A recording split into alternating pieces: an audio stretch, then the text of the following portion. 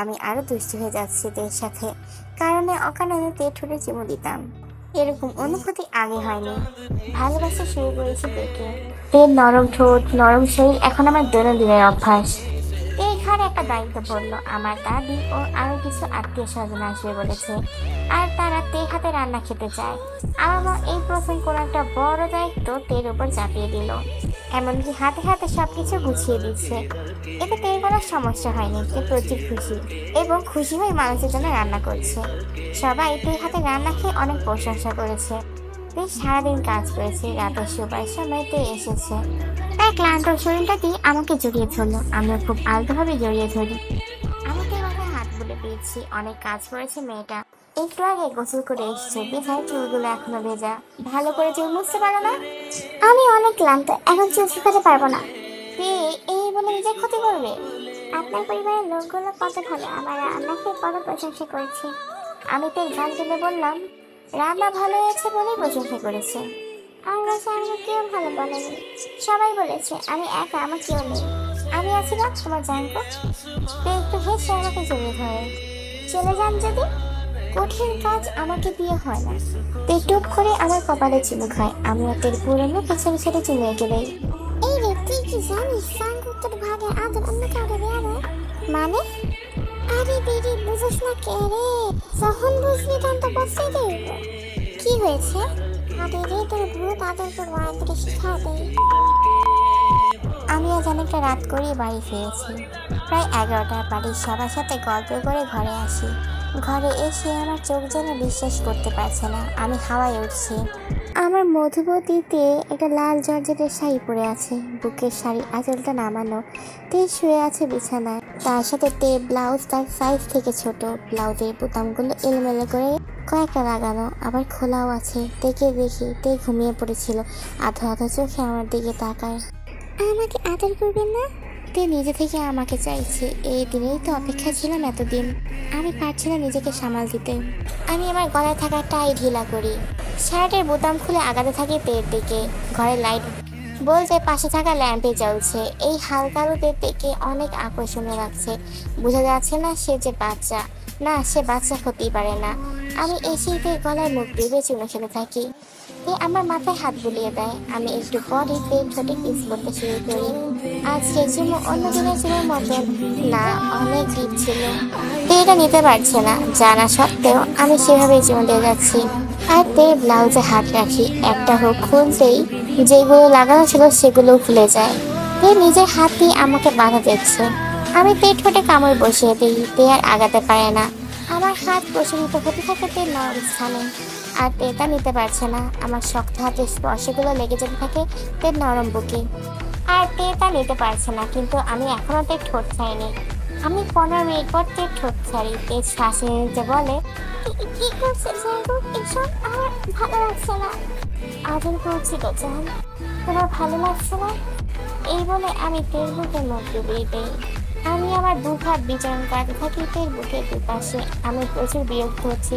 তে আমাকে বিরক্ত করছে। হয়তো আমার চুল টানছে, না হয় কান্না করছে, আর না হয় চিৎকার করছে। আমি মুখ উঠিয়ে বেশ চিৎকার করে ধমক দিয়ে বলি, কি তে, কেন এরকম করছো? আমাকে বাহু দিবে না, বুঝতে পেরেছ? আমার ভালো লাগছে না, এসব কি করছেন আপনি? আমি তের কথা উপেক্ষা করে একটা রাতের শাড়ি খুলে ফেলি আর আবার তের পুরো শরীরে চুমো খেতে শুরু করি। আমার শক্ত হাতে স্পর্শ পেতে থাকি তের সর্বাঙ্গে। তের নরম ছোট্ট শরীরটি আটকে আছে আমার পেশিবহুল শরীরের নিচে। তের উপরে আমার সম্পূর্ণ শরীরের ভার। আমি অপেক্ষা করছি তাকে। তে আমার এরকম স্পর্শতে কেঁপে উঠছে আর শব্দ করে কান্না করছে। আমি আর পারছি না, সজনে তের গালে থাপ্পড় বসিয়ে দেই। আর একটুখানি নড়বি, প্রচুর বাজে হয়ে যাবে। তে পুরোপুরি শান্ত হয়ে যায়। সে কখনো হয়তো কল্পনা করতে পারেনি আমি এরকম করব। আমি তের গলার বুকে চুমু খেতে থাকি। তে নীরবে কাঁদছে। আমি তের বুকে বরাবরই শক্ত হাতে স্পর্শ এঁকে দিতে থাকি। সে শব্দ করে উঠছে না, না চাইতে তার বডি রিয়াক্ট করে উঠছে। তার সর্বাঙ্গ আমার ডাকে সাড়া দিচ্ছে। আমি আর পারছি না, আমার শরীরের শেষ সম্বলটুকু খুলে ফেলি। তে হয়তো বুঝতে পারছে না এখন কি হতে চলেছে। আমি তের কাছে গিয়ে তের গালে চুমু খাই। তের গলা হালকা চুমু দিয়ে কানের কাছে ফিসফিস করে বলি, এখন একটু কষ্ট হবে জান, সহ্য করে নিও। তে তে আমার কথায় কোনো উত্তর দেয় না। আমি আমার লিডের টাইগারটা তের মধ্যে প্রবেশ করাইনি। তে শব্দ করে কান্না করে দিয়েছে। তে তো এগুলোর সাথে পরিচিত না। এটা এই পূজান সব ঠিক হয়ে যাবে। এভাবে সময় চলে যায়। প্রায় 5 ঘন্টা পর আমি তেকে ছাড়ি। আমি তের বুকে শুয়েছিলাম। তে থরথর করে কাঁপছে। তার উপর এই 6 ঘন্টা যে থকল গেছে। আমি তেকে নিজের বুকে আনি আর সোজা ওয়াশরুমে চলে যাই। তে আর আমি দুজনেই ফ্রেশ হই। শাওয়ার নেই। তে আমার দিকে তাকাচ্ছে না, কথাও বলছে না। আমি বেডশিট চেঞ্জ করি। তের ব্লিডিং হয়েছে। তের শরীর এখন প্রচুর দুর্বল। আমি তেকে শুয়ে দিই। কাপড়গুলো ধুয়ে আমি তের পাশে এসে শুই। তেকে নিজের বুকে জড়িয়ে ধরি। সাথে সাথে তে বলে ওঠে, আহা লাগছে। তে বেশি খারাপ লাগছে? সে চুপ করে আমার বুকে মুখ গুজে আছে। আমি কথা বাড়ালাম না। তেকে নিজের বুকে নিয়ে হাত বুলিয়ে দিতে থাকি তের মাথায়। তে সারা রাত নড়াচড়া করে ভোরের দিকে ঘুমিয়েছে। এখন সকাল 9টা। আমি ঘুম থেকে উঠেছি। তের দিকে তাকিয়ে আছি। তে এখনো ঘুমাচ্ছে। আমি তের দিকে তাকিয়ে থাকি। তের কপালে ঠোঁট ছোঁয়াতে উঠে পড়ে। আমি তের নাকে টোকা দিই। একটু হাসি। তে চুপ করে আমার দিকে তাকিয়ে আছে। আমি আপনাকে আর চুমু খাবো না। ও মা, কেন? আপনাকে আর ভালোবাসবো না। আমি তোর হাত ধরে বলি, কেন তে? আমি আর আপনার সাথে থাকবো না। আমার আর ভালো লাগছে না তোর কথা। আমি তেকে আলতো হাতে জড়িয়ে ধরে বলি, কেন এরকম বলছো তে? কারণ আপনি আমাকে ব্যথা দিয়েছেন। এটা তো হাজব্যান্ড ওয়াইফের মধ্যে ন্যাচারাল ব্যাপার। কেন এটা জন্য রাগ করছো? এটা হয়ে থাকে। তোমার পছন্দ ছিল তাই ব্যথা লেগেছে। আপনি অনেক খারাপ। তুমি তো আমাকে ডেকেছো এরকম শাড়ি পরে। এখন শব্দ আমার। আমি কি জানতাম এরকম ব্যথা দিবেন হাজবেন্ড নামে? দাদি বলেছিল এমন ভাবে থাকলে আমাকে আদর করবেন। তাই ভেবেছিলাম। কারণ আপনি আমার ভাগের আদর অন্য কাউকে দিয়ে দেন। কি বলছো এগুলা? তোমার দাদি বলবে তুমি শুনবে? যেটা সম্পর্কে তুমি জানো না সেটা কেন করতে গিয়েছো? তাহলে বলুন, আপনি আমাকে মেরেছেন কেন? বকা দিয়েছেন কেন? আপনিও ভালো না, কেউ ভালো না। আমি থেকে নিজের কাছে নিয়ে এসে চেপে ধরি। সরি তে, এরকম আর হবে না। তুমি ডিস্টার্ব করছিলে তো। তাই বলে আমাকে মারবেন আর আগুনের নামে এরকম ব্যথা দিয়েছেন কেন? কত রক্ত পড়েছে আপনি জানেন? এইগুলো তো ন্যাচারাল তে। আমি তেকে অনেক বোঝানোর চেষ্টা করি, কিন্তু তে আমার কথা শুনছে না। এমনকি তে ব্যথায় উঠতে পারছে না। আমি তেকে রেস্ট করতে বলি। আমার ক্লায়েন্টের সাথে অনেক ইম্পর্টেন্ট মিটিং ছিল, তাই আমার অফিসে যেতে হয়। যাবার সময় আমি নিচে নামি। সেখানে তের দাদি আর তের মা হেসে হেসে গল্প করছে। আমার রাগ উঠে প্রচুর। আমি নিজে গিয়ে চিৎকার করে বলতে থাকলাম, আপনাদের আমার বা তের ভালো সহ্য হয় না তাই না? কি বলেছেন তেকে? কেন বলবেন? তে আমার, আমি তার গার্জিয়ান। আমি তের ভালো মনে দেখবো। আপনাদের তো হাত লাগানোর প্রশ্নই আসে না। বিদায় করেছেন না, ও আমার কাছে আছে। কেন এসব বলে আমাদের ভালো সম্পর্কটা নষ্ট করলেন?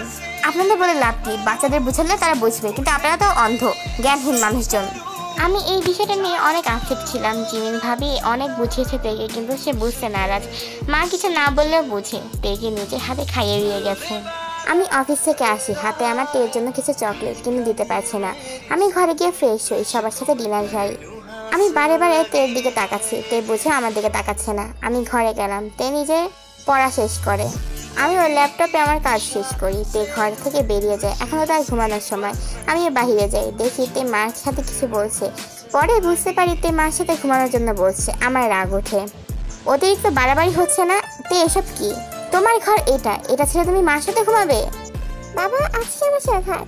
না, আমি এসব শুনবো না। আমারটা আমি ভালো করে বুঝে নিব।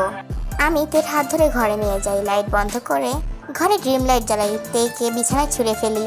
বেশি বাড়াবাড়ি করছিস না ইরানি? কিছু না বলতে বলতে মাথায় উঠে যাচ্ছিস। কি আমি ভুল করেছি? কিন্তু আমি ভুল করিনি। তুই যখন এগুলো নিতে পারিস না, তখন বিয়ে করতে গেছিস কেন? তে কান্না করে দিয়েছে আমার কথা শুনে। আমি কোনোদিন তের সাথে এমনভাবে কথা বলিনি। ন্যাকা কান্না করবি না বলছি। আমি বারান্দায় গিয়ে নিজেকে শান্ত করি। প্রচুর রাগ হচ্ছে আমার। বারান্দায় দেয়ালে কয়েকবার পাঞ্চ করি। দেয়ালে বেঞ্চ থেকে সিগারেট বের করি। কয়েকটা টানেই সিগারেট শেষ করি। আমি একটা দীর্ঘশ্বাস ফেলে ঘরে যাই। তে এখনও সেই অবস্থায় কাঁদছে। আমি তের কাছে এসে তেকে নিজের বুকে জড়িয়ে ধরি। পিঠে হালকা হাত বুলিয়ে দিয়ে বলি, হয়েছে তো, সরি, আমি ভাবে বলতে চাইনি। সরি, প্লিজ কান্না থামাও। তে থামছে না, আমার বুকে ছটফট করছে। আমি তেকে আরো শক্ত করে জড়িয়ে ধরে বলি, আমি সরি তো তে, আর হবে না। তুমি যা বলবে তাই করবো। এখন আমাকে ক্ষমা করো। তে আমার টি শার্ট খামচে ধরে। আমি তের মাথায় হাত বুলিয়ে শান্ত করার চেষ্টা করছি। তে কেন এরকম করছো? কথা বলো আমার সাথে। আমি প্রচুর ক্লান্ত। তে আমার দিকে তাকায়। আমি তের কপালে চুমু খাই। কথা বলবে না? তে কোনো কথা বলল না। আমি হাল ছেড়ে দিলাম, তেকে বুকে নিয়ে শুয়ে পড়ি। পরের দিনও একই কাজ, আমি তেকে বুকে নিয়েই রেখেছি। আচ্ছা, তুমি কি আমার সাথে কথা বলবে না? আমি কি চলে যাব? চলে যান আপনি। সত্যি চলে যাব? যান না, আমার কাছে আসবেন না। আচ্ছা। আমি আর কথা বাড়ি না, তেকে বুকে নিয়ে ঘুমিয়ে যাই। কেমন একটা খারাপ লাগছে বুকের ভিতর। তের মায়া জড়িয়ে গেছি খুব বাজেভাবে। এই মায়া ছাড়িয়ে বের হওয়া অসম্ভব। খুব ভালোবেসে ফেলেছি এই পিচ্চি মেয়েকে। পরের দিন। জাঙ্কুক, কোথায় আপনি?